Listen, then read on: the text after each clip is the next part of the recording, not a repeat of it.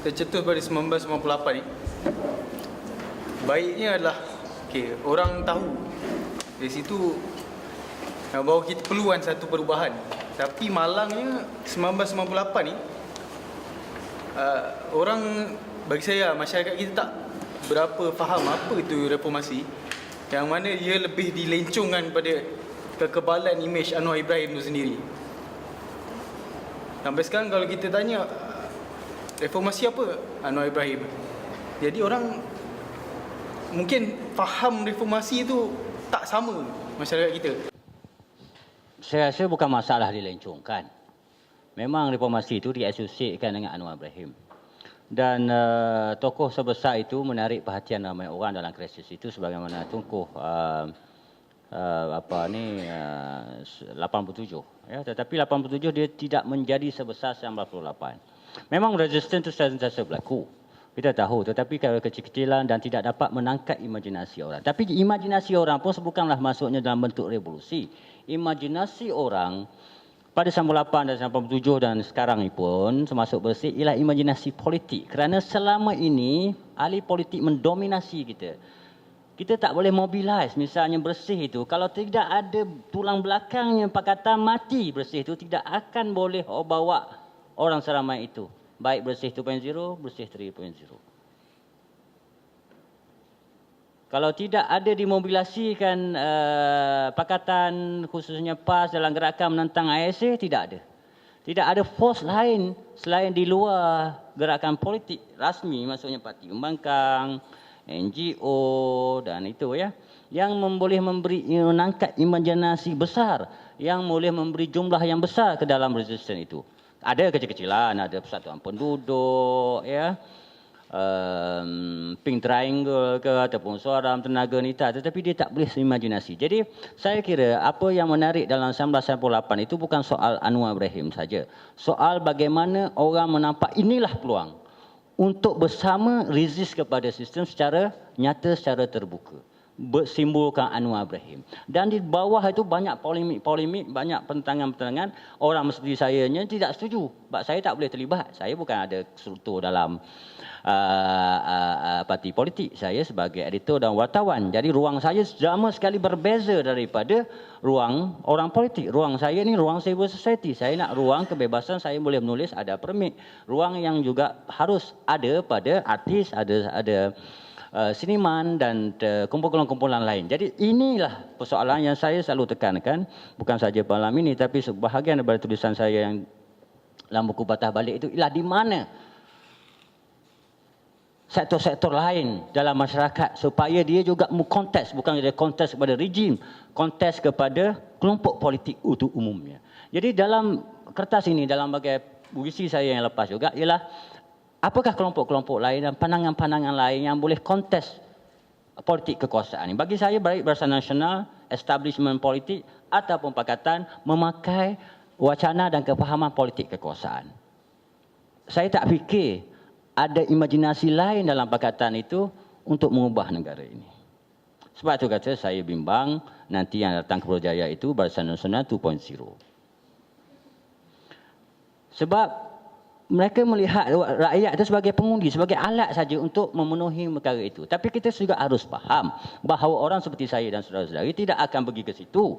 Dalam struktur masyarakat kita, tak semua orang jadi ahli politik, tak boleh orang semua jadi kerajaan dan Perdana Menteri, tak boleh semua orang akan menjadi wartawan dan seniman. Kita tahu sektor-sektor masyarakat ini. Yang kita maksudkan, yang saya maksudkan itu di mana suara-suara resisten dan sektor-sektor ini yang nak kontes memberi wacana tanding, counter discourse kepada Pakatan dan Barisan Nasional. Yang dapat menangkap imajinasi yang meluas. Sehinggakanlah ya, ada simbol-simbolnya. Misalnya M. Nasir ke, M. Search ke, Erin Fernandez ke dulu, sekarang dah arwah. Yang lain-lain tidak ada. Jadi orang balik-balik pergi kepada simbol seperti itu. Bila simbol seperti itu dianiayai seperti Anwar Ibrahim, maka meluruhlah orang pergi kerana imajinasi itu. Jadi kita, apa yang saya timbulkan ini ialah menimbulkan imajinasi lain di luar kerangka politik kepartian. Sebagaimana saya selalu beberapa tahun yang lalu itu menjeritkan itu, ya. Jadi bagaimana resisten-resisten kecil ini boleh accumulate menjadi resisten besar dan menjadi kelompok baru yang force ketiga ke, force keempat ke, force kelima yang cukup prominent. Bersih itu misalnya, bersih itu bukan independen, dia memang batang tubuh dia pakatan. Itu jangan itu. Bersih itu hanya pakaiannya saja. Jadi apakah kita mungkin melahirkan bersih yang tidak ada hubungan langsung ataupun yang kekuatan pakatannya hanya minimal. Barangkali 15%, 20% kita ajak dalam bentuk konsert ke, dalam bentuk apa-apalah. Jadi inilah persoalan yang paling besar. Kalau tidak dia akan repeat kerana A menggantikan B di bawah nama Pakatan Rakyat atau Perusahaan Alternatif atau apa-apa, menggantikan itu saja. Tidak ada yang lebih makna daripada itu. Tidak ada konsep misalnya yang dipahami sebagai kebebasan media, kebebasan kreatif, kebebasan akademik, kebebasan berwacana dalam hal-hal agama. Tidak ada konteks itu. Kerana semua struktur itu, baik surau apa semua dikuasai oleh jentera-jentera ini. Kalau tidak langsung melalui parti, kadang-kadang melalui NGO mereka. Misalnya ABIM, asosiasinya ke mana? IKRAM, asosiasinya ke mana? Apa lagi? Suaram, asosiasinya ke mana? Gerakan Mahasiswa, asosiasi ke mana? Bukan kita satelit dan proxy war yang saudara kita cakap tu. Yang saya kata ni, putuskan perkara itu. Saya dah cakap perkara ni lama. Cuma kebetulan malam ini ada jurnalistik baru, kawan-kawan baru untuk cakap bagaimana sulitnya nak melahirkan resisten dalam bentuk yang popular dan populis supaya menangkap imajinasi umum dan juga memberikan ruang partisipasi. Yang saya masukkan di sini, sekarang kita kena buat. Dalam kertas yang kita semalam, 10 tahun, 12 tahun, malah sebelum 1998 lagi. Tapi tidak ada. Sebab itulah kita tengok gelombang. Misalnya 74. Apabila semua parti sayang dan bergabung dengan Barisan Nasional, tidak ada parti pembangkang yang kuat kecuali beberapa parti, lahirnya gerakan mahasiswa seperti itu. 74 lah. Kerana tak ada kumpulan lain. Sekarang kumpulan mahasiswa tak mampu nak bawa itu. Dia termasuk bawa Anwar Ibrahim untuk merempuh sistem Melaya. Kalau tak ada Anwar Ibrahim, tak akan ada. Tengok mendengar rempuh universiti lain. Ada kita boleh tengok sampai 50,000 macam Bersih. Ataupun 15,000. Tak ada. Sebab tak ada imajinasi. Siapa Zainal Fahmi, Fahmi Zainal? Kan? Orang yang menempuh pagar Muslim Melaya aja itu simbolnya memang dia ada aktivitas. Siapa Adam Amri? Orang yang menurunkan bendera saja.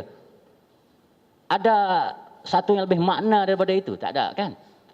Nah kita memang laporlah sebab kita Ustaz Khabar yang macam Syekh ini melaporkan simbol-simbol.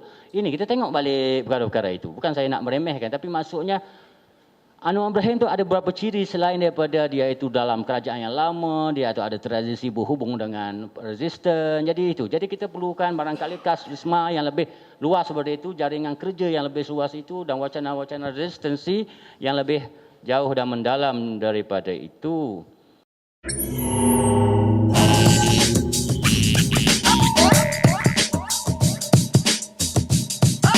What?